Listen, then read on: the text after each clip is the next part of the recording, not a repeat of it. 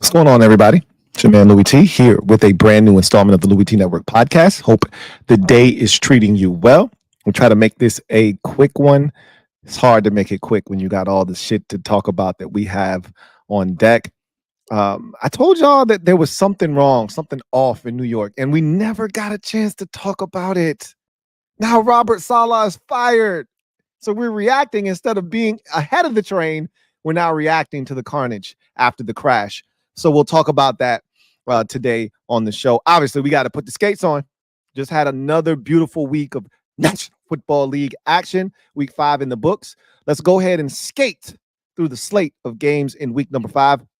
Then we got to talk about these youngins, man. We always got to make sure we look after the youngins, man. Got to take care of the rookie quarterbacks. So we'll do that as well. All that and more here on the Louie T Network podcast that starts now.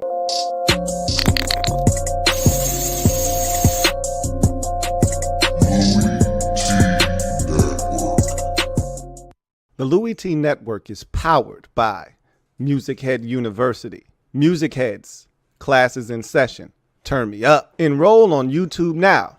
Link is in the description.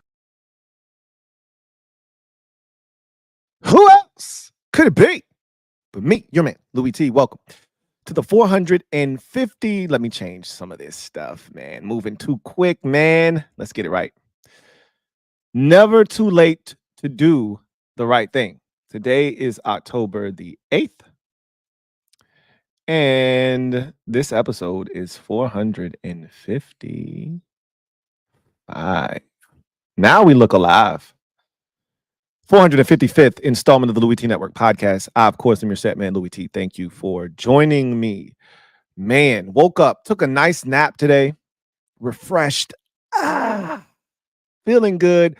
Open up my phone, and I'm seeing reaction to Robert Saleh being fired, but I'm like, are we speculating, or is he actually fired? I don't really know. I woke up to a Mekhi Becton text message or a post that he later deleted, and I'm like, did he get fired or something? So I keep scrolling down. I keep getting rid of old messages, and voila, there it is. Robert Saleh escorted out of the Jets building by security this morning. Per sources at the behest of owner Woody Johnson. Damn. You remember that classic gif of former Jets safety Jamal Adams showing up to the building and his key fob not working and can't get in the Jets facility? It's kind of how it felt for Robert Saleh today, right? But we'll talk more about that a little bit later on in the show. I'm not going to even delay. Let's get straight to the proceedings this evening. We got so much to touch on and so little time to do it. Let's go to the Gem Droppin Session, shall we? Yeah, we shall. Let me drop this gem on your melon. Open your mind. Let your conscience be free. You're now rolling with your man, Louie T double E. Let me open you up. Get you thinking a little bit. So let's go ahead and do our weekly check-in on the youngins. And we're going to start with Caleb Williams, the number 1 overall pick in this past spring's draft of the Chicago Bears. They've now won 2 in a row, have the Chicago Bears. They are undefeated at home, 3-0 at home, 0-2 on the road. So something has to give there. But they destroyed the Carolina Panthers, which I think was very, very expected. That's a really good Bears defense. But what was more impressive here is Caleb Williams, for the first time, to me, in his career, looked totally in command of the Bears offense and looked totally comfortable. And he went out and had his best performance of his career, 20 of 29, which he hasn't been anywhere remotely close to 70% completion percentage. And obviously he was close here in this game. 20 of 29, 304 yards. He's the first, I think, of the 3 rookies to crack 300 yards passing in a game. I know Jaden Daniels hasn't done it. I don't think Bo Nix has done it either, although Bo Nix has thrown the football quite a bit. He might have had some garbage time numbers in one of these games, but I think Caleb might be the first.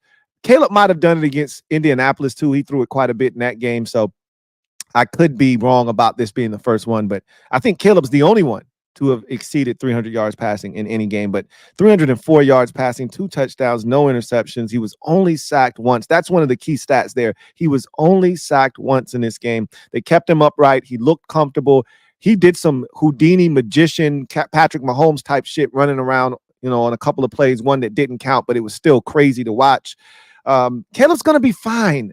I hate this comparison, and we're going to hear more of it as the season progresses, especially when those two lock horns in about 2 weeks or so when the Bears and the Commanders play. We're going to hear all the comparisons of these two quarterbacks, but I think both of them are going to be really good in this league, and Caleb was fan-effing-tastic, and for the first time this season, he and DJ Moore finally looked like there was a connection. DJ Moore was frustrated, and that's an understatement. If you've watched their games, you've watched his body language, it hasn't been positive. He hasn't been locked in. You could tell his head was somewhere else, probably saying we should have kept Justin Fields. But for the first time, DJ Moore and Caleb Williams seem to have found a connection, and that's important. You need to keep your best receiver happy. And 5 catches, 105 yards, 2 touchdowns. You want to see him glow up against his ex-mates. And boy, did he ever in this game. DJ Moore had himself a field day. But it was more about the play calling, the comfort in this game, the run game, again, for the second consecutive week being a huge part of the Bears' success, taking pressure off of Caleb Williams. And then it was just Caleb looking the part. For so long this season, he's had opportunities, guys open, and he'd miss, or he'd look a little bit flustered because he was under duress. He looked comfortable. He looked confident. He looked competent. All of those things and then some in this game. He looked like the Caleb Williams that we were expecting out of USC. And if this continues, then I think the noise will quiet a bit about him being Bryce Young from last year, which we all know he's light years better than Bryce Young. He's light years better than Bryce Young. He's not even close. It's not a comparable. But, you start to hear those rumbling and grumblings after the slow start. It was good to see him go out and play well, used his legs in this game, 5 carries, 34 yards. I told you he had a crazy Houdini scramble that didn't count due to a Bears penalty, but he is legit. He's a really good quarterback, and it was good to see him show that. And it helps to play Carolina. Helps to take that pressure off of you when you're playing one of the worst teams in football too, but you still got to go out and do it. And he did exactly that in the Bears' 36-10 rout of the Panthers. How about Jaden Daniels? He continues his outstanding start to his career. Another victory for the Commanders as they get it done 34-13. Not Jaden Daniels' best statistical performance, though. But I said this. I thought it was his second best performance. Last week, he was really good. He was ridiculously sharp, 26 of 30, all that good jazz, had a rushing touchdown. I think this game was more important to his development than last week's performance. I think his best performance overall was the Monday night win on the road, outdueling Joe Burrow. You can't top that. 21 of 23. The rush yards, the 3rd and 4th down conversions, the dots to Terry McLaurin, the 4th down throw to Luke McCaffrey, the 4th down throw to, Zach Ertz. You can't beat that game, right? But this one I thought was the second most important. If the Cardinals game, and that's probably the best way to phrase it, if the Cardinals game was his second best performance, this was the second most important performance because we saw adversity really for the first time since week 1 with Jaden Daniels against the Buccaneers in his debut. This is the first time we really saw adversity. They punted on the first possession. He then had a big play. Then that was negated by an interception. He missed an open receiver for a touchdown the play before. So it was a little bit of adversity through his first red zone interception, had his first red zone turnover. And it was a slow start for the Commanders offensively. Jaden Daniels, as he has shown throughout his young NFL career, overcame the adversity, showed the ability to bounce back like round ball, and ultimately went 14 of 25, 238 yards, 1 touchdown, 1 interception. Also rushed for a team high 82 yards on 11 carries, had a big 34-yard run that set up a score as well. Washington had a bunch of explosive plays in this game. Jeremy McNichols, a 28-yard run. Daniels, a 34-yard run. Daniels, a 41-yard touchdown pass to De'Ami Brown. Daniels, a 50 5, I believe, or 60, I believe, yard completion to Terry McLaurin. Let me check. 66-yard completion to Terry McLaurin where he rolled out of the pocket. Daniels was fantastic again. After the slow start, he battled back and he was excellent, and so much so that by the start of the fourth quarter, his day was done. Commanders were in total control of this game, and he didn't play the entire fourth quarter. So essentially, he did all of this damage in 2.5 quarters or so of work. It was an amazing performance once again. He continues to dazzle the NFL, became the first rookie quarterback in NFL history to have 1,000 yards passing and over 300 yards rushing in his first 5 starts of his NFL career. So Jaden Daniels just continues to rewrite the record books, and the Commanders continue to win.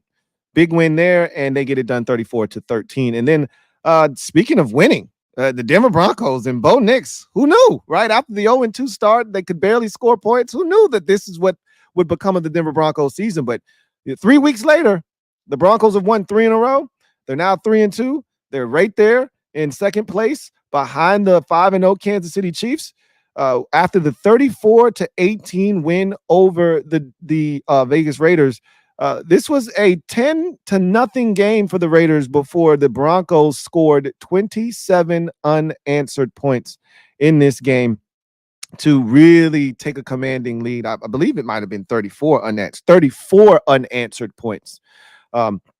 In this game for the Denver Broncos.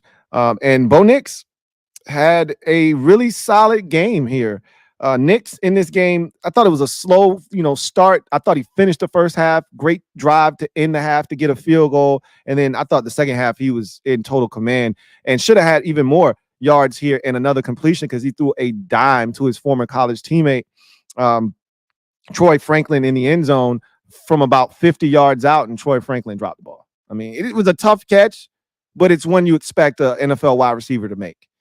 Hit both hands, and he had to stretch out for it, but I expect him to catch that. If he catches that, Bo Nix is approaching 300 yards in this game, and he's got a third passing touchdown. But 19 of 27 for 206. That's the most efficient we've seen from Bo Nix, most efficiency we've seen from Bo Nix in his young NFL career. So the most efficiency we've seen from all 3 of the rookies happened in week 5.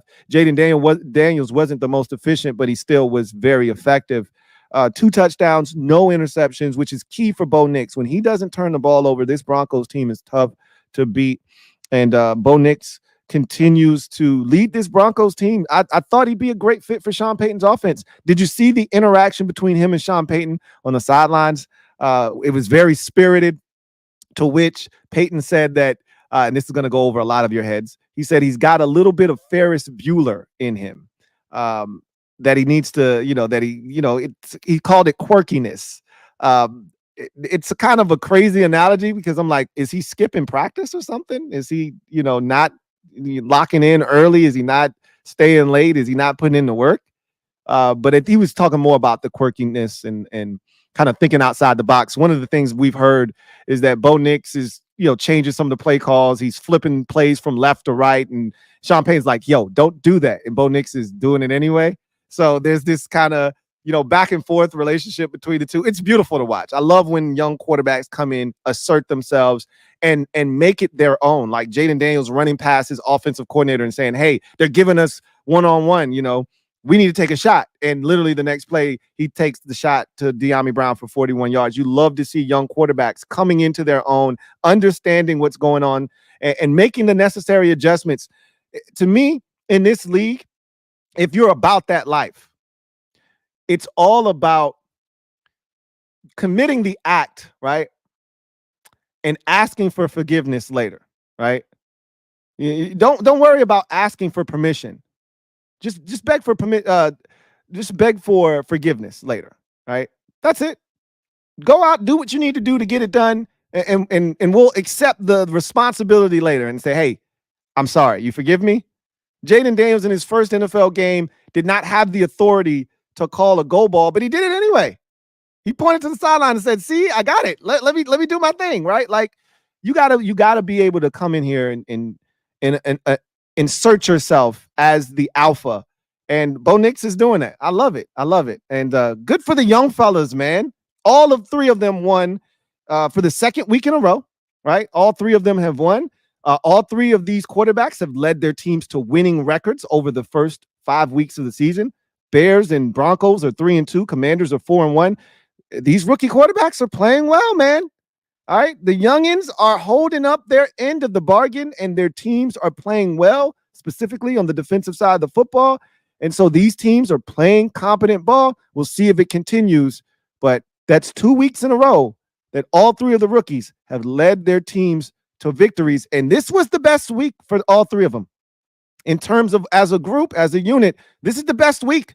Highest efficiency, no turnovers except for Jaden Daniels with the 1 interception, but no turnovers from Bo Nix, no turnovers from Caleb Williams. The highest completion percentage for Nix in his career to this point, highest completion percentage for Caleb Williams to this point in his career. The rookies are playing well, and that bodes well for this rookie class of QBs. So let's transition to slate skating. Let's get to it. Y'all put your skates on. You know, I got my rollerblades on. We're going to go ahead and we're going to go around this thing very rapidly. Very, very rapidly. All right. We good? Everybody, hey, lace them things up. We don't need no high ankle sprains here. Get them things laced up all the way to the tippy top. Don't try to be cute. Have your laces hanging out of the side. Tie them things up, man. Tie them up. All right, let's get it. We start in London.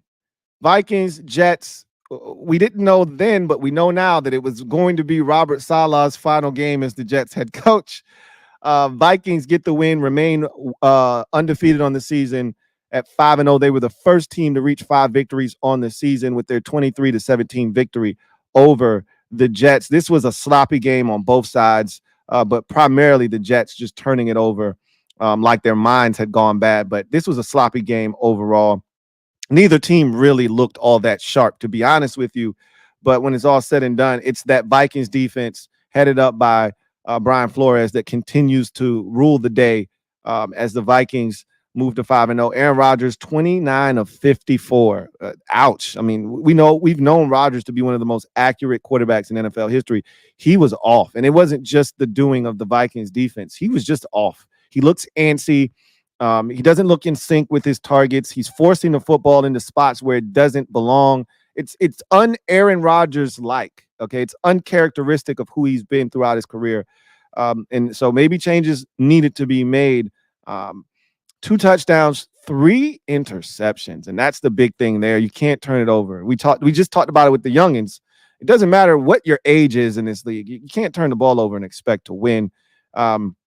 Here's the thing that's really been striking to me is they have no run game in New York. Like, even when Zach Wilson was there, it didn't matter who the quarterback, they could run the ball.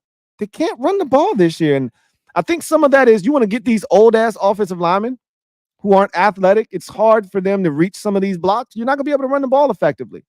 They wanted to go get all these veteran offensive linemen to protect Aaron Rodgers. And while they can pass protect, and they haven't been great at that either, they can't run block, and it's hurting their run game. Their run game has been awful this year, and so all of the onus has been on Aaron Rodgers, and he's just not in a position right now to carry this team offensively by himself. He needs the run game, and it just hasn't been there. Garrett Wilson finally had a day, 13 catches, 101 yards, but again, all for naught. Sam Darnold, worst game as a Viking to date, 14 of 31, 179, no touchdowns, 1 interception. As I mentioned, got knocked out of the game briefly. Nick Mullins came in, threw 1 pass for 24 yards, but Darnold re-entered the game. He wasn't good in this game, and that's the worry for me with the Vikings is that at some point, the clock strikes 12 and Sam Darnold turns back into a pumpkin, right? But right now, the fairy tale continues as they continue to win. And part of the reason I'm scared is when the game goes the way it went from a rushing standpoint. The Vikings ran it 30 times for 82 yards. That's less than 3 yards a carry for those of you doing math at home.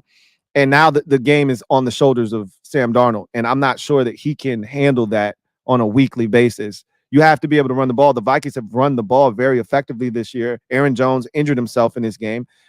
He will be reevaluated to see how extensive the hip injury that he sustained in this game is. But luckily enough for the Vikings, they're on a bye week now after this win. And so he'll have time to mend and see if he'll be ready when they come off the bye and take on the Detroit Lions at home. Meanwhile, the Jets, they have a Monday night game against the Bills, and now they got some more controversy stirred up after the firing of Robert Saleh. We'll talk about that later on in the show. But the Vikings get the win 23-17. Another pick six for Vikings linebacker / edge rusher Andrew Van Ginkel. It seems like every time he touches the ball, it turns to gold, right?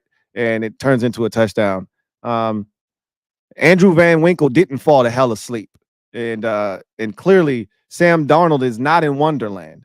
And the Vikings continue to win 23-17, 5-0 now on their bye week. The only NFC team to be undefeated, and they're joined by the Kansas City Chiefs as the only unbeatens left in football. Browns, Commanders, talked about this game, so we'll briefly breeze through this one. Commanders get it done 34-13. This was a dominant performance by the Commanders defense. Sacked Deshaun Watson 7 times, hit him 11 times, pressured him 15 times in this game. Browns really didn't have a run game to help them. They were 0 of 12 at one point on third downs. They were the worst third down offense coming into the game, and obviously that did not help. They ultimately went 1 of 13 on third downs in this game. After the game, Kevin Stefanski said that we're not changing quarterbacks. I got to coach better. We got to play better, et cetera, et cetera. So they're not going to bench Deshaun Watson, although he looks really bad. The offensive line hasn't done him any favors, and getting Nick Chubb back is going to help a lot. And I think he's going to come back this week against the Philadelphia Eagles. But he can't fix everything. He can help a lot. You get that run game going, and it could change some things for them. But Watson doesn't look good. He doesn't look comfortable back there. He's missing open receivers. The receivers are dropping passes. It's just a bad situation all the way around. This game was 34-6 early stages of the fourth when the Washington Commanders started pulling starters out of the game.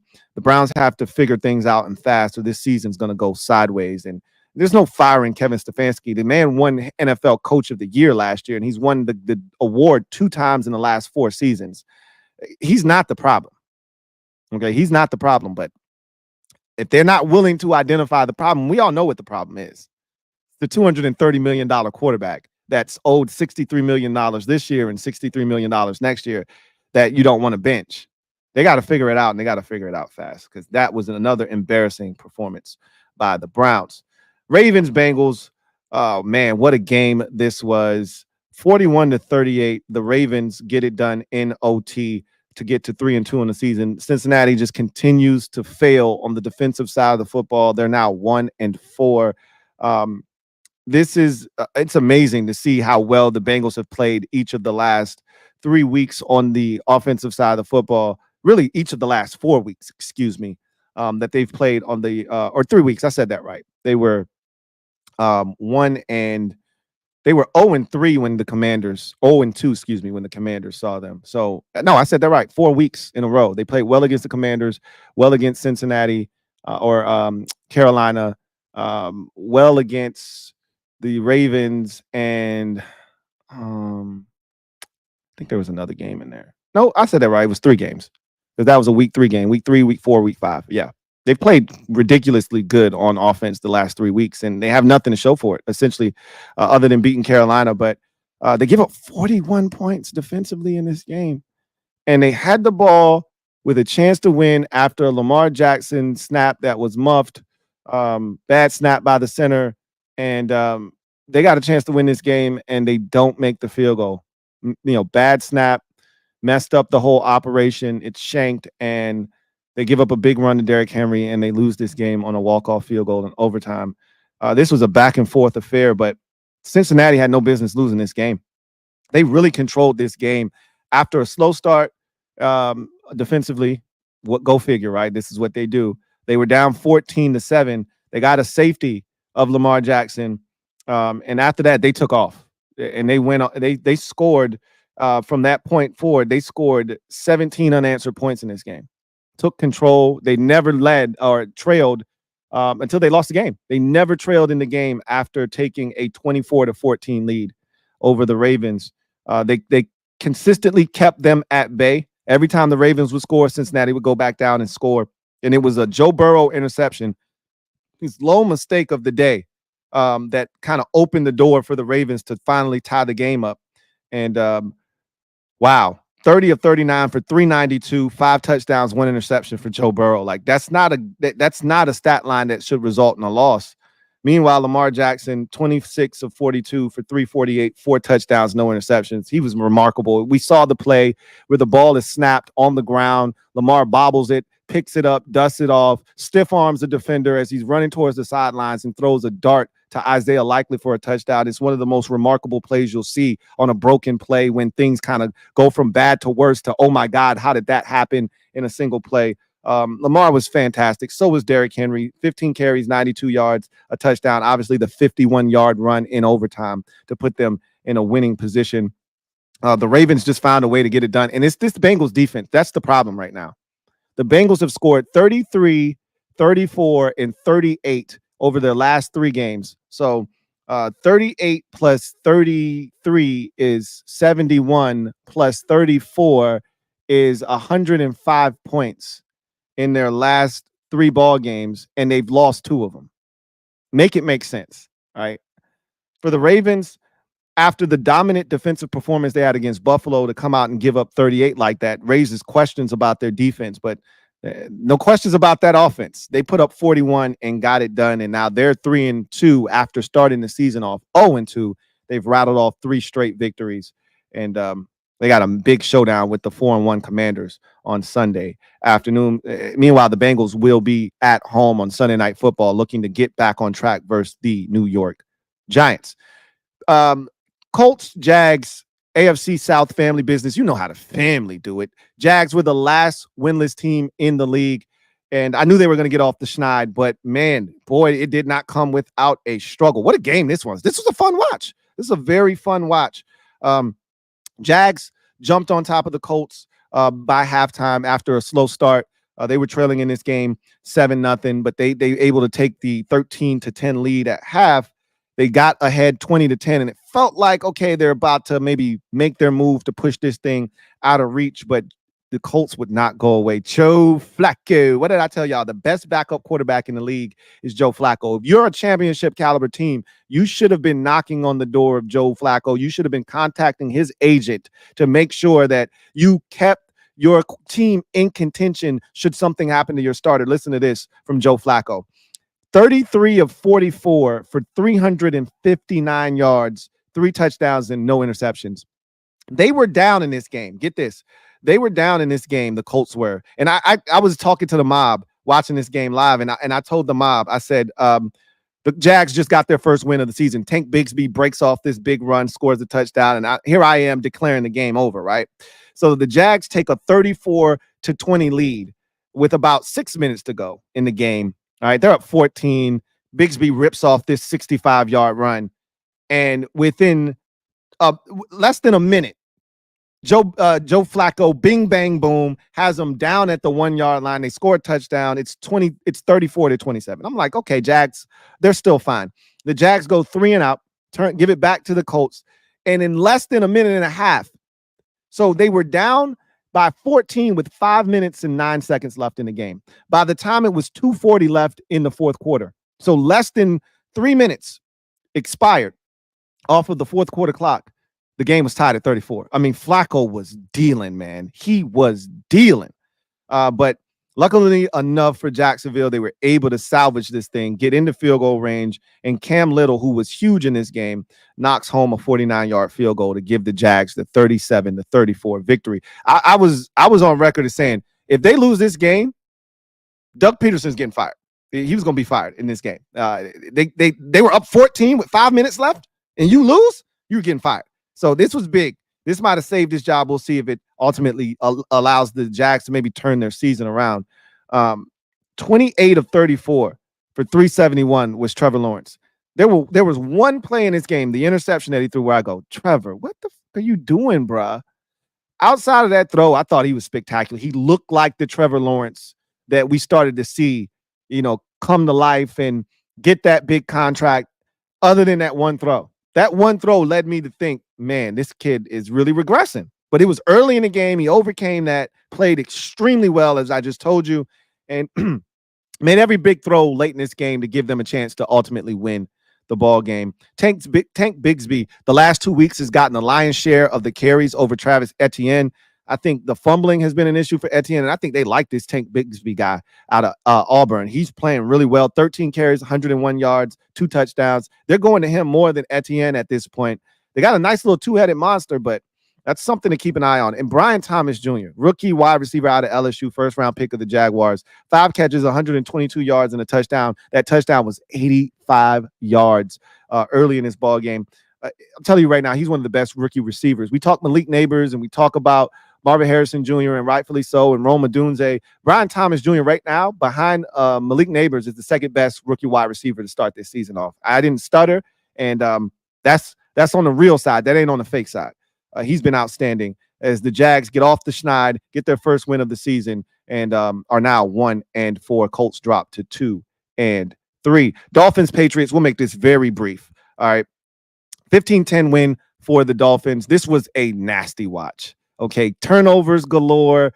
The Dolphins did everything in their power. They are dumpster fire, are the Dolphins. They did everything in their power to lose this game. They had I think they had 2 or 3 bad snaps that one of them knocked them out of field goal range. They had a blocked field goal. They had 3 turnovers, I think, in this game. Let's see. They had 1 interception thrown. They had 3 fumbles. And so they lost one of the fumbles. So they had 2 fumbles, a blocked field goal, 2 or 3 bad snaps. Their kicker, I think he missed 2 field goals in addition to having 1 blocked. Let me check that one out just to be on the safe side. Jason Sanders, he missed a field goal and had 1 blocked. So it was a mess on both sides. And the Patriots, same deal. I mean, they stink on their side too. This was a tough watch, man. But even with that said, the finish was great. New England gets the football, drives deep into Dolphins territory. Jacoby Brissett hits the rookie Jalen Polk in the back of the end zone. He gets 1 foot down. The second foot comes down inbounds initially. It's ruled a touchdown. They're going to take this 16-15 lead, go for 2. And then replay shows that his heel came down out of bounds. So the toe came down inbounds. The heel then came down out of bounds, making it an incomplete pass. That was on a 4th down. I think that was on a 3rd down. The Dolphins got the stop and ended up preserving the victory 15-10. That was some nasty work. I never want to see that again. Dolphins are now 2-3, snapping their 3-game losing streak. Patriots are now 1-4. And at some point you're like, all right, when's this going to end? When are you going to put in the rookie? We're getting to that point now of their season. Bills, Texans, what a fun game this was. I thought both coaches tried their hardest to lose this game at the very end. So the Texans get the win 23-20 over the Bills. The Texans are now 4-1. They're the only 4-1 team in the AFC. They're one of 2 4-1 teams in the NFL, the Commanders being the other. They found a way to get it done. And I told you about the Bills. I said, we're going to find out how good the Bills are over the next month after they play Jacksonville. And since then, they were shellacked on the road at Baltimore 35-10. And they were down in this game early to the Texans. This thing was 20-3. This looked like it was going to be another assault. This time it was assault, but the first one was assault with battery. This was a simple assault. So they were able to overcome this one, tie it up at 20.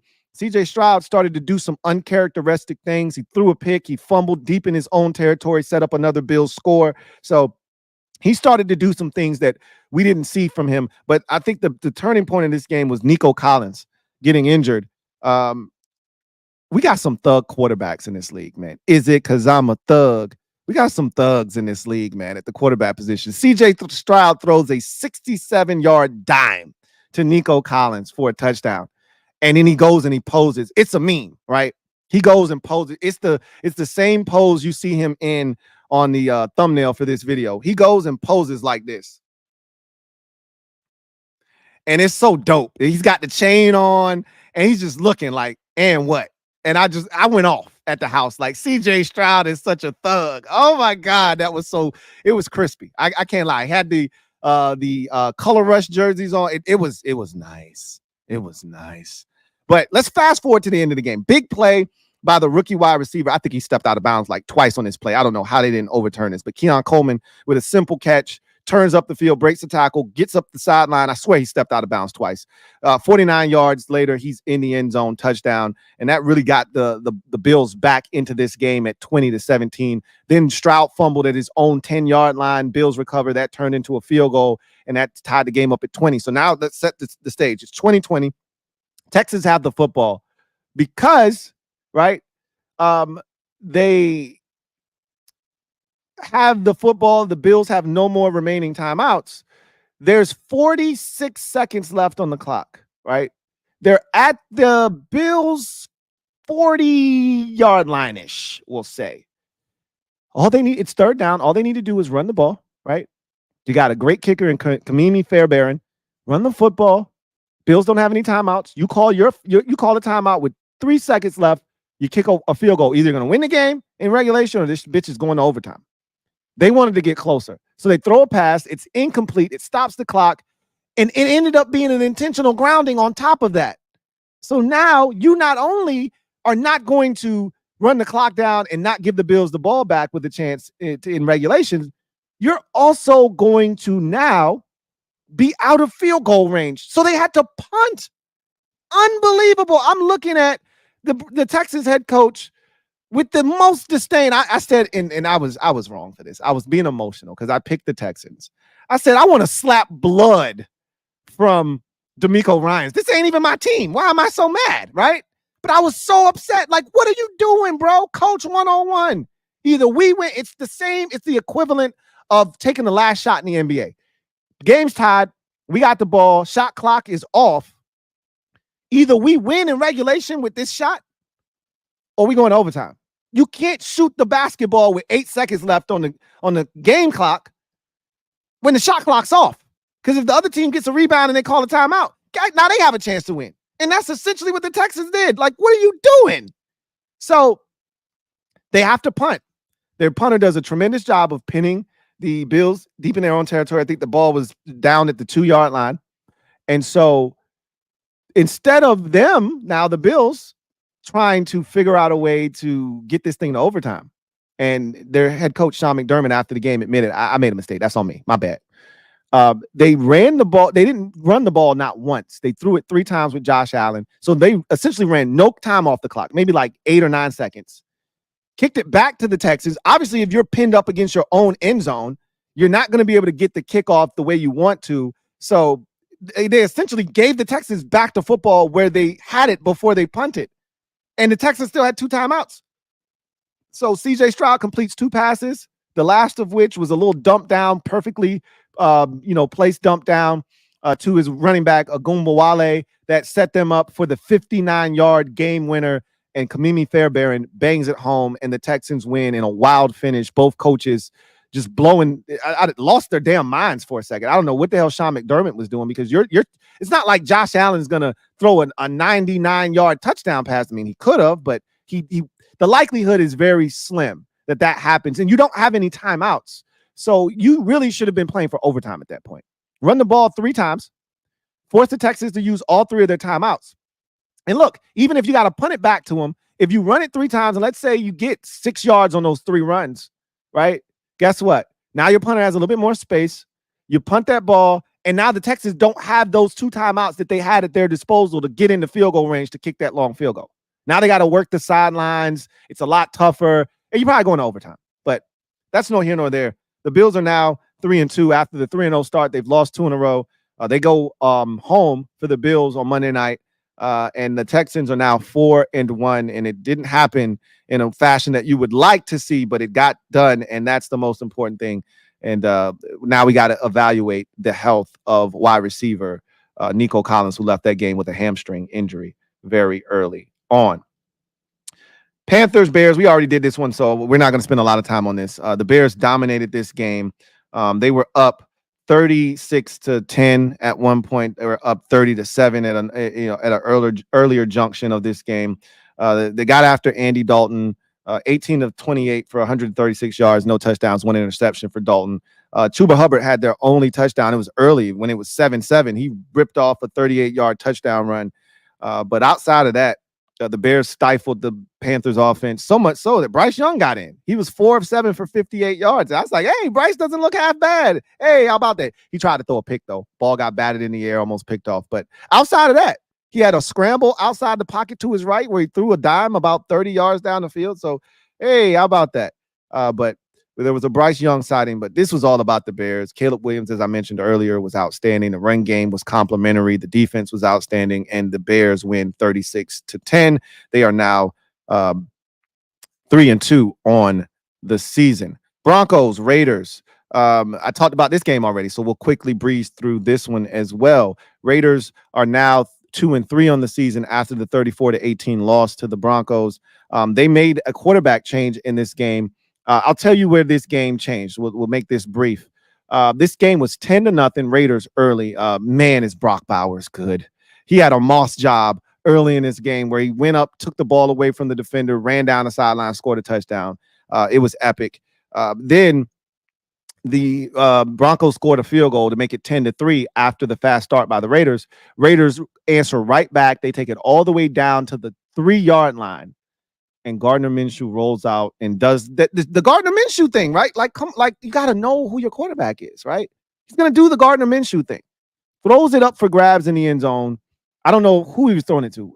Because Brock Bowers was open underneath. That's probably where the ball should have gone. It looked like he was forcing it to Jacoby Myers behind him. I hope he was throwing it to Jacoby Myers, because if he was trying to throw it to Brock Bowers and it came out of his hands that poorly, that's a problem. But either way, the end result was the same.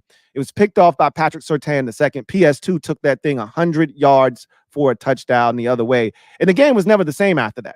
Okay, it was 10-0. The Broncos then went on and proceeded to score 38 unanswered points, or excuse me, 34 unanswered points in this game and win it 34-18. The Raiders benched Gardner Minshew after his second interception, brought in quarterback Aiden O'Connell, who promptly then threw a pick on like his second pass coming into the game. So things didn't get that much better when Aiden O'Connell came in. But nonetheless, the Broncos have won 3 in a row.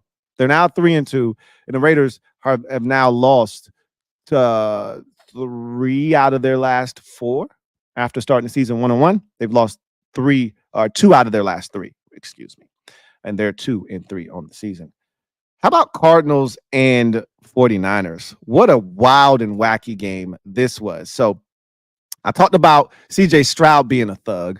What about Kyler Murray being a thug? One of my favorite moments of week 5 was Kyler Murray on the first possession of the game on a design quarterback run, getting to the edge. It's perfectly blocked up. He gets outside and he looks up and all you see is green grass.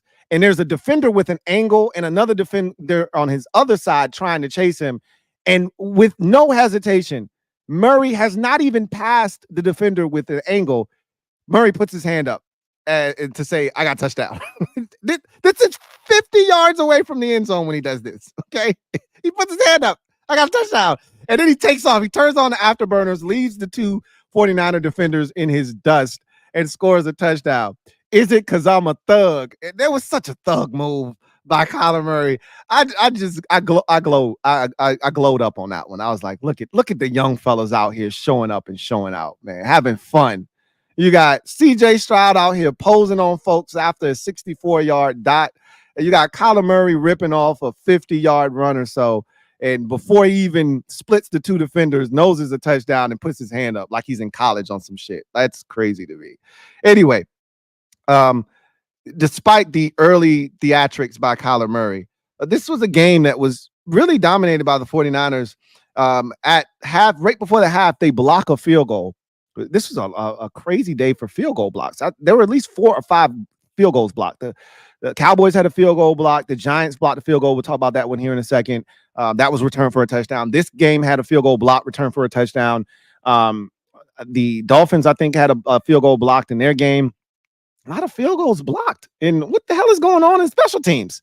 Anyway, this was 20-10 at halftime after the blocked field goal was returned for a touchdown. Matter of fact, the 49ers got a field goal, another field goal that they got because their kicker, after they scored I want to say the touchdown that made it, no, they scored a field goal that made it 13-10.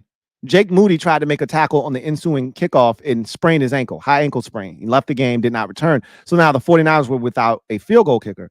So they had to block field goal, return it for a touchdown. They got another opportunity right before the half. They drove it all the way down to about the 3-yard line or so. They wanted a touchdown. They couldn't get in.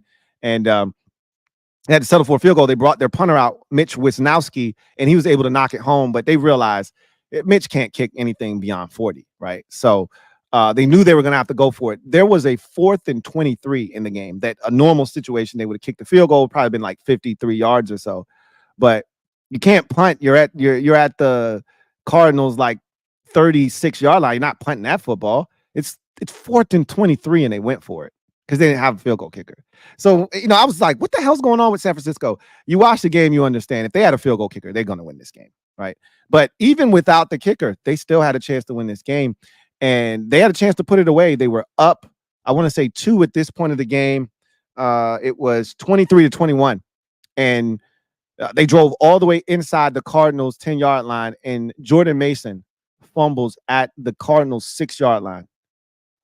And the Cardinals recover, drive it down the field, score the game-winning field goal, and then they get an interception on the ensuing possession. Balls batted in the air, picked off, and they steal one from the San Francisco 49ers in epic fashion, 24-23. It's the second time that the 49ers have blown a 10-point fourth quarter lead or more this season. Blew a 13-point fourth quarter lead to the Rams earlier this season, and now have blown a 10-point lead to the Arizona Cardinals.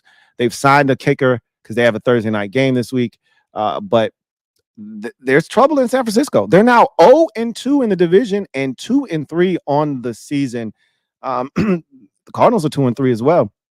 And I got a theory for y'all tomorrow on the podcast. I heard this somewhere, and I'm gonna talk about this with you guys and see what you think. We'll save that for tomorrow's show. But big win for the Cardinals after the beatdown they suffered last week at the hands of Washington. And for the San Francisco 49ers, you can't keep blowing leads and expect that this thing is just you're going to flip a switch at some point, right? You got to get your shit together. Obviously, you can't help that your kicker gets injured, but Jordan Mason, doesn't have to fumble there. Brock Purdy threw 2 picks, both of them batted in the air. Don't get balls batted in the air, right? So, we can sit here and make excuses, but at some point, you got to own your shit. And that's 2 blown leads in the fourth quarter for the San Francisco 49ers. They're now 2-3, same as the Arizona Cardinals. Green Bay Packers at the Los Angeles Rams. Packers win this game 24-19. There's not a lot here, right? The Rams don't have a lot, and they're fighting their asses off. They just don't have a lot. And the fact that they continue to be in ball games week after week is a testament to their coaching staff and Sean McVay, making the most of what he does have. But when it's all said and done, Jordan Love scares the shit out of me. He scares the daylight out of me. I love Jordan Love. You guys know he's one of my guys. I loved him coming out of Utah State, and I thought he was going to be really good. But, God, he does some really questionable things with the football. He throws a pass that ends up being completed to Jaden Reed. This shit is in triple coverage. If any of those Rams defenders, there's one in particular who has a chance to pick this off. If any of them are any good, this is a pick. Somehow it lands in there, so he's going to get you credit for this, but you don't do that shit, man. He had a horrendous pick six he threw. It was almost a safety, and he's falling out of bounds as he's being pushed, and he realizes I can still get rid of this thing, and instead of him throwing out of bounds, and I get it, he wasn't in the best position to throw it out of bounds, but still, you got to find a way to get it in a better position where he threw it. He's got a strong enough arm. He could have figured it out. And he throws it right to a Rams defender, and he runs it like 9 yards down the sideline for a pick six to put the Rams back in this game. He just does a lot of questionable shit, man. I don't know if he's so good. He's so talented, but there's just this other side where you go, bro, I don't know if I can deal with that shit, man.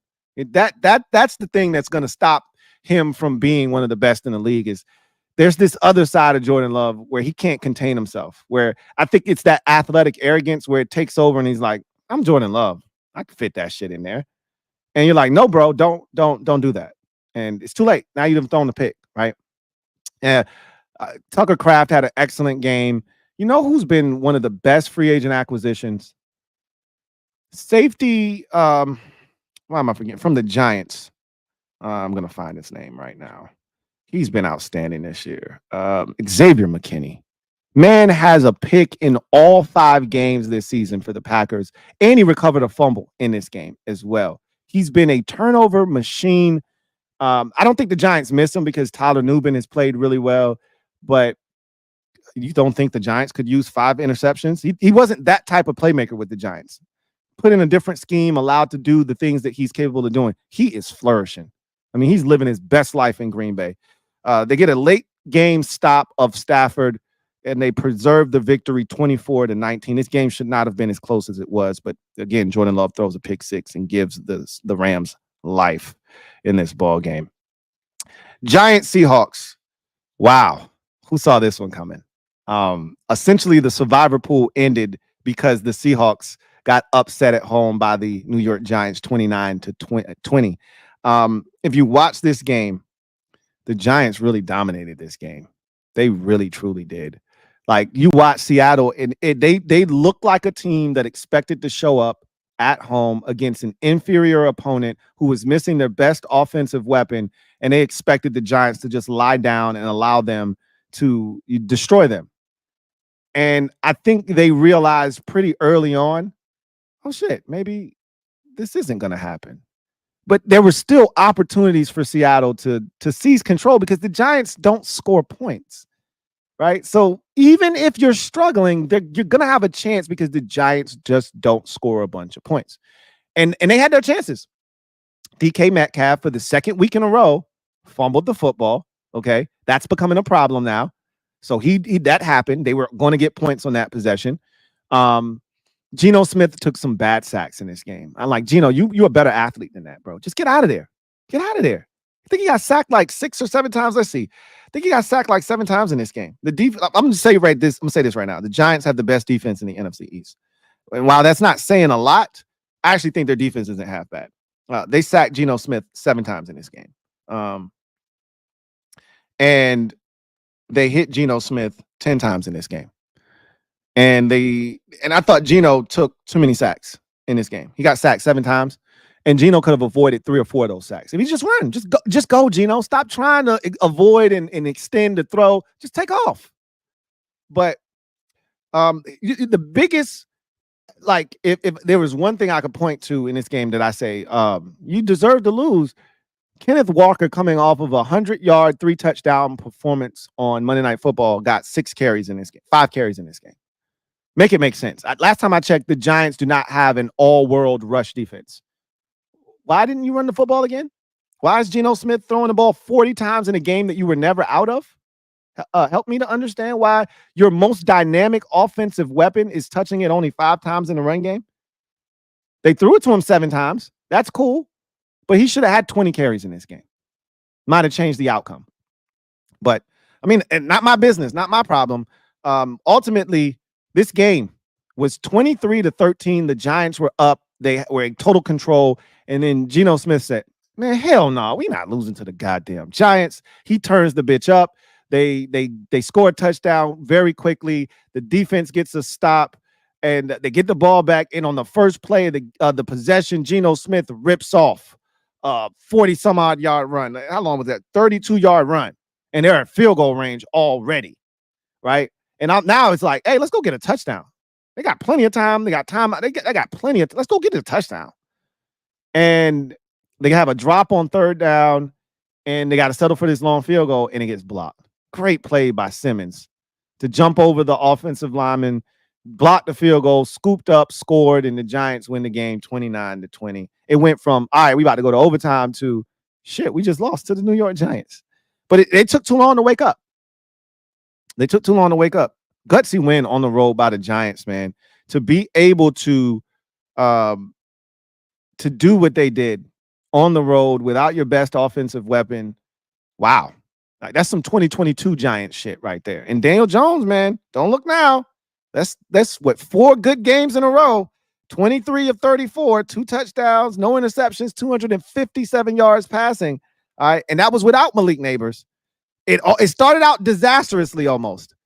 First possession, this man stumbles in typical Daniel Jones fashion, stumbles over his own feet, goes to stop himself from hitting the ground. The ball squirts out of his hand, and his offensive lineman has to recover it. It was almost disastrous. But after that, he was balling. And he led them to a victory. Giants are 2-3. Seahawks are 3-2. After the 3-0 start, I think the Seahawks are who we thought they are, or thought they were. They're now 3-2 after being undefeated just 2 weeks ago. And the Giants, don't look now. Sunday Night Football on the road against Cincinnati. They got a chance to get back to 500 on the season. And you could argue, if you're a Giants fan, you're making the argument right now, we could have won each of our last 4 games. A Malik Neighbors drop in week 2 versus the Commanders, probably win that game. You look at the week 3 game, you won against Cleveland. Week 4, a couple of drop passes in that game. Maybe Daniel Jones hits one of those deep balls. You probably beat the Cowboys in that game. And then you go to Seattle and you win. Like, they're playing good football. Got to admit that. Anyway, let's get to garbage time. All right. So quickly, we will get through. Got a couple of comments here, a couple of supers. Or one, excuse me. We'll knock this out and then we'll get to garbage time real quick. The Washington Chef, thank you for the super chat. Greatly appreciate you. The Washington Chef writes, hey, Lou, with Robert Saleh being let go, would adding him to the Washington coaching staff, especially on defense, would it help? Why do you need to add him to the staff? What's the rush to add Robert Saleh? Let him cool off. He's being paid. If you feel like you need to improve your defensive staff after the season's done, cool, right? But right now, what do you need to add him for? Let him cool off. And if I'm Robert Saleh, I'm not taking a job on someone's defensive staff. I'm trying to see if I can get another head coaching job first. He probably won't, right? Probably won't. But I'm not looking to jump on somebody's defensive staff. So I mean, unless he's one of those dudes that's fiending to be around football, he can't just sit at home. He's being paid. Right? He still has another year left on his contract. He's going to be paid the remainder of this year and next year. He doesn't have to do anything. If I just got fired, I'm going to go take a trip, get away from everything for a little while. I'm not worried about joining somebody's staff in season. So, and if I'm Washington, our defensive staff is just fine the way it is right now. Don't need to add any more cooks in the kitchen. So, I don't think they would look to add him. And if I'm Robert Saleh, I'm not looking to jump on anybody's staff right now because I want another head coaching job. I don't want to go back to being a coordinator if I don't have to. He probably will have to, though, right? Because it didn't go well in New York. But that's a perfect segue to what we're going to talk about here. And then, well, John Perez, my guy, JP, thank you for the super chat. Greatly appreciate you. My guy, John Perez, thank you for being a member of the MOBB, writes, we have to talk about how bad Jets ownership is. That's all a part of this conversation, JP. And I got to give you some credit, JP. JP, even though you were wrong as hell about your Dolphins prediction winning the division, I said I took the Jets. And look, they can still win the division, right? The Bills haven't run away with this thing. They're only 3-2. The Jets, as bad as they've looked over the start of this season, especially the last 2 weeks, they're only 1 game back of first place, okay? Same with your Dolphins, technically speaking, but there's a stark difference between the way the Jets look and the way the Dolphins look. But, I mean, they get Tua back, and Tua's not going to retire. I don't know if you guys have noticed. He's not going to retire. Who knows? You could still end up being right. But you said, and I got to give you credit. I give credit where credit's due. You said the Jets are a dumpster fire. I don't believe that Rodgers is going to change that. And I'm not buying what the Jets are selling. I don't think they're going to win the division. Now, again, a lot of time left in this season and things can change. However, right now you look to be right about the Jets. And so before this thing happened, before Robert Saleh got fired today, I want to go back because you could see trouble in paradise when the Jets scored on Thursday night against the Patriots early in that game. And you knew they were going to rout the Patriots. The Patriots aren't good. And Saleh kind of felt that. And he was like, yeah, we're home for the first time this season. And, the last time we were home, on a national stage, you got injured. The Jets fans are starving for this. I'm excited. Saleh wants to hug Aaron Rodgers after a touchdown pass early in the game. And Rodgers wants no parts of this shit. Stiff arms him, right? Gives him the bad back, back up off me, and says, no, too soon, right? And that shit was awkward, man. That shit was awkward. One, rarely do you see a coach that excited that he wants to hug a player, especially early in a game. But you see coaches get emotional. Usually that's at the end of a game. You make a big play at the end of a game, that sort of thing. But he did it early in the game. But he's an emotional guy. We've seen that from Robert Saleh. It's one of his redeeming qualities. But for Rodgers to react in that way, that's a visceral reaction for him to do that, embarrass him on national television. Like Rodgers could have hugged him or not hugged him back, but let him hug him. And in his ear, he could have whispered, "Bro, it's too soon. Don't do this shit again." Right. And it would have all been good. But for Rodgers to push him away so demonstratively for us to see, like, what are you doing, bro? So you could tell that there was something off there. Like, if Rodgers truly liked him, he wouldn't have did that shit to him. There's no reason to. So, like, had that been his offensive coordinator, Nathaniel Hackett, doing that shit, you think Rodgers would have pushed him away? No. Rodgers would have embraced him, and it would have been fine. But and so after the game, Saleh's talking about, well, Aaron's not much of a hugger. Oh, okay, cool. If you knew that, then why you try to hug him then? Or did you just find that out just now? Right? Whatever the case may be. I said, man, there's some awkwardness going on. Then I could tell Saleh was in his feelings after that. You just embarrassed me on national television, bro. You think I'm gonna let that shit slide? And you playing like ass? So after the game that they lost against the Broncos, which was really bad, right? 10-9, you got to find a way to win that game. Saleh goes to the media after the game in his post-game presser and says, because the Jets had a bunch of false start penalties, pre-snap penalties. A lot of them were false starts with Aaron doing his cadence. We know, green 18, that shit he does, and he gets you offside. Hit! And there's been nobody better over the course of the last 2 decades than Aaron Rodgers and the snap count, right? And trying to draw you off sides. And so Saleh said maybe he needs to dial that back a bit. Maybe he needs to not do that anymore. And Aaron Rodgers is like, when the media brought that to Rodgers, because Rodgers was shocked to hear that Saleh had said that, the media was like, yeah, well, Robert Saleh said, maybe you should think about not doing that as much. And Rodgers, you could see he was incredulous. His look was like, bro, did he really say that bullshit? Then Rodgers was like, well, maybe we should, as a team, coach it to be better than that. And guys need to be more disciplined. Like, that's been a weapon over the life of my career. That's not something that we should be looking to change at this point. You can tell Rodgers was pissed, right? So you can see that there was definitely fissures, cracks, if you will, in the infrastructure of what was going on in New York. And then they go over to London, and it was not good. It was not good. And I guess Jets owner Woody Johnson, and to your point, JP,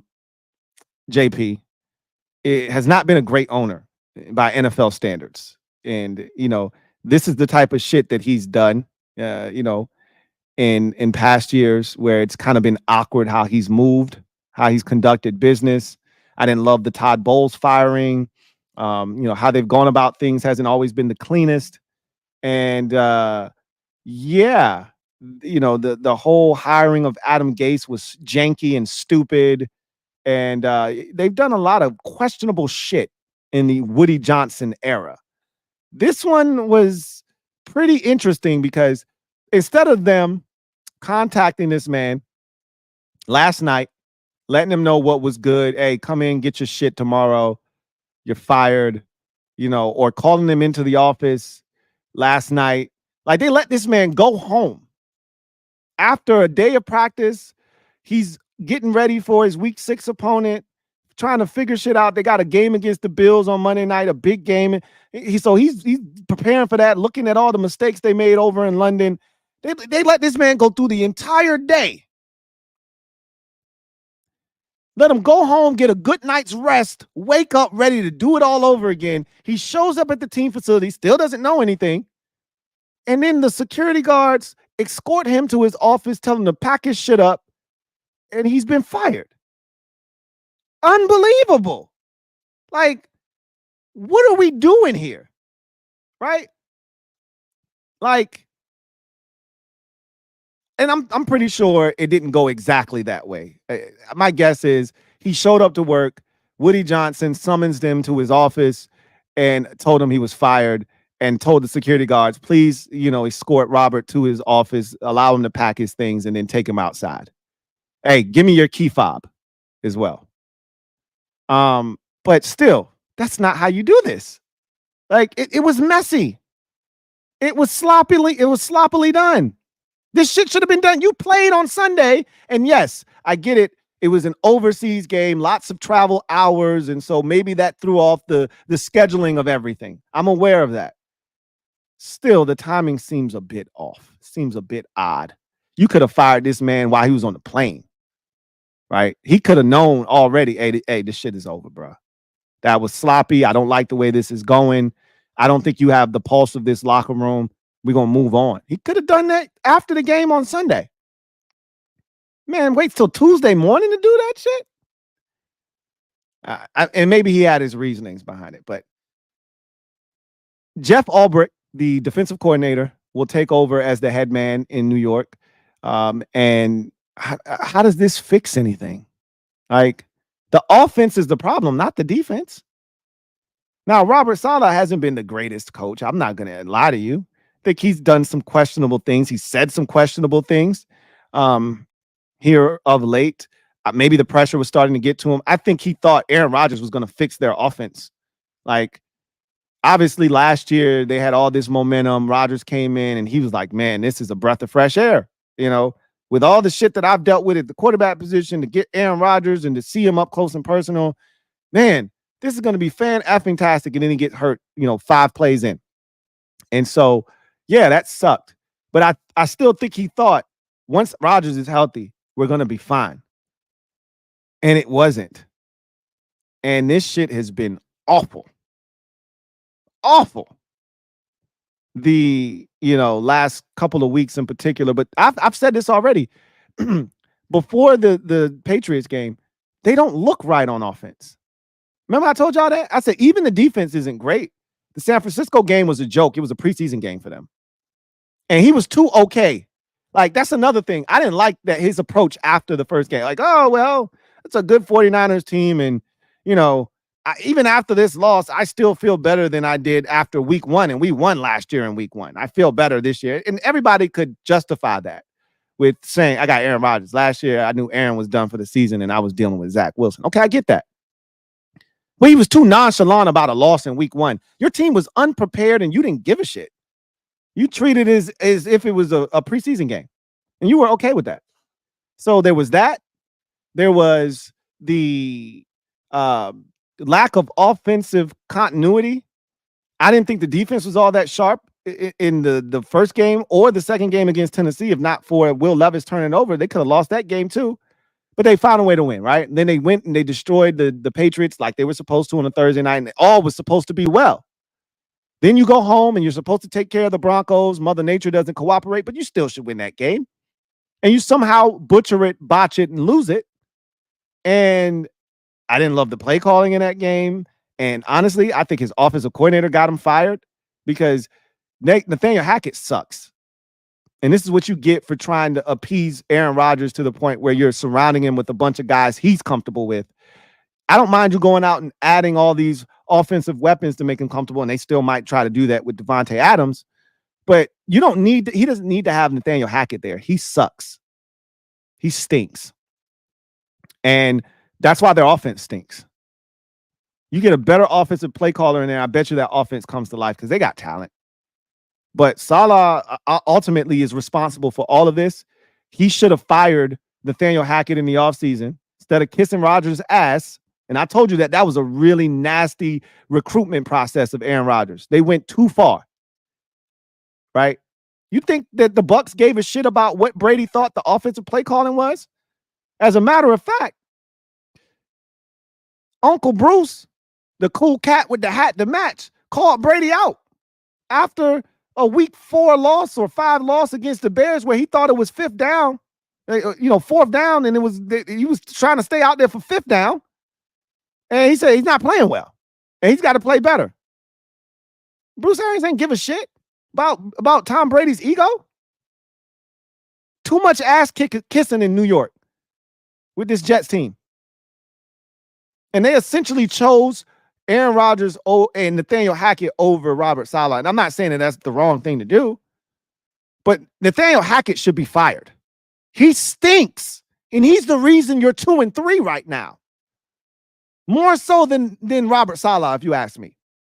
Because the defense, they were good enough to win in week 4 against the Denver Broncos. You give up 10 points, you should win the game. Under no circumstances is it okay to lose an NFL game when you score, when you give up 10 points. That wasn't on the Jets defense. Last week, that Jets defense held one of the best offenses in football right now, Minnesota Vikings, held them to 23 points. Sam Darnold had his worst game of the season thus far, and they held the Vikings running backs to 2.3 yards a carry. That wasn't on the defense. Aaron Rodgers threw 3 picks, including a pick 6. This was on the inability of the Jets offensively to score points, move the football, and play complementary football, which has been the issue all season long. It's a mess. Saleh paid the ultimate price, which is what happens in this league. It's easier to fire the head coach than it is any other position. Can't get rid of 53 guys, but they could have changed offensive coordinators first. But again, this falls on Saleh because we heard rumors in the offseason that Robert Saleh wanted to replace Nathaniel Hackett. Why didn't he do it?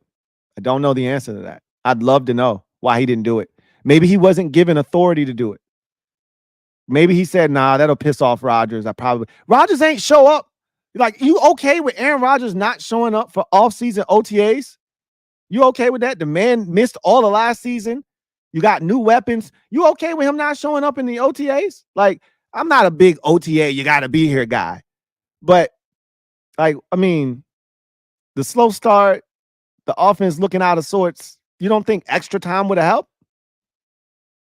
Again, it's a lot of wrong going on in New York with the Jets. Hackett should have been fired. And maybe Woody Johnson, because he's one of these dumb owners who is too meddlesome and wants to be in shit.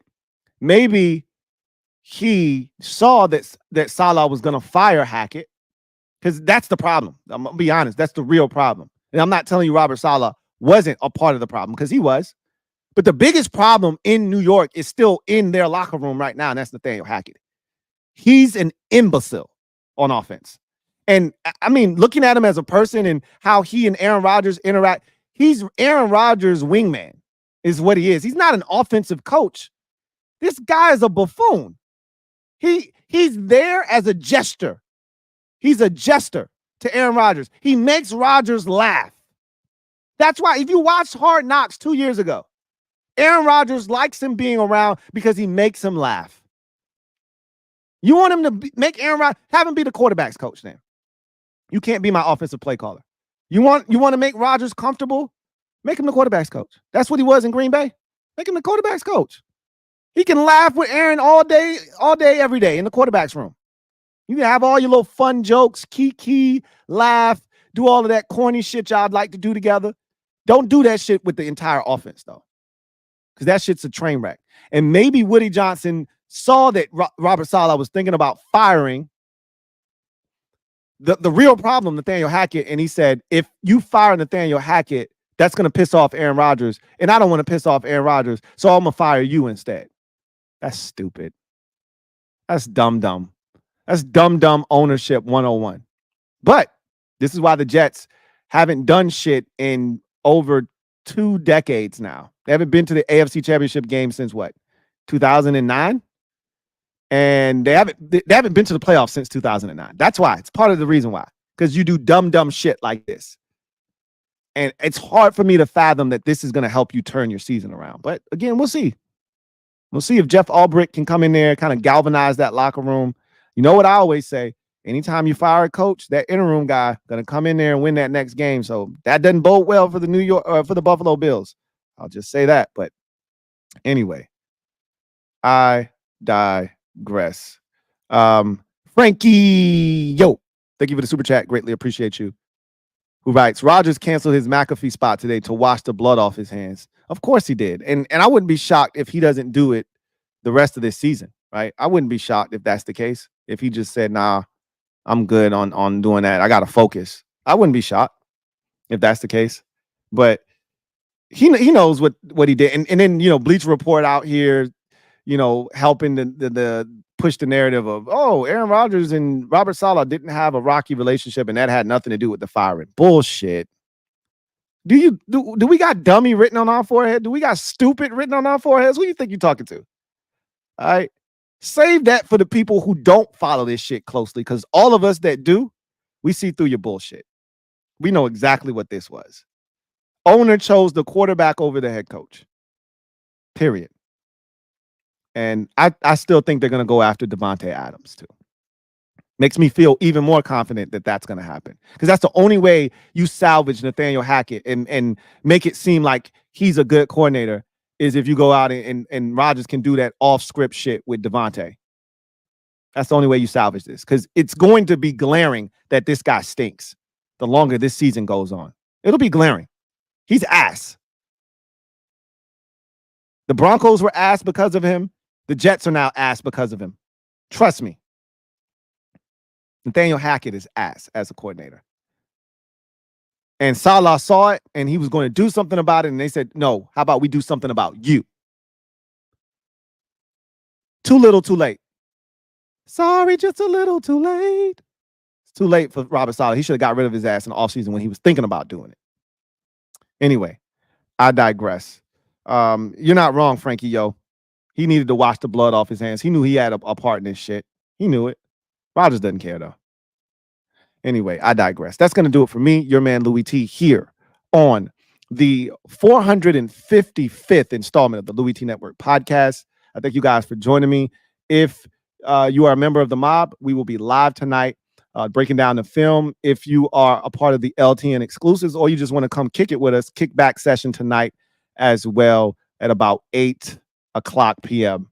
tonight. So look forward to chopping it up with you guys then on the kickback session. But until then, I'm your man Louie T signing off. I'll see you guys tomorrow for a brand new installment of the Louie T Network podcast. We'll get to all of your comments tomorrow, as we'll have some social media maneuvers and then some. We'll talk about, a really interesting conversation that I heard on a podcast elsewhere that I'm going to bring to your attention. So lots to get to tomorrow.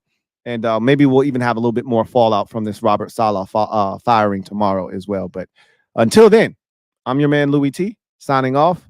You guys take care. God bless. Have a good one.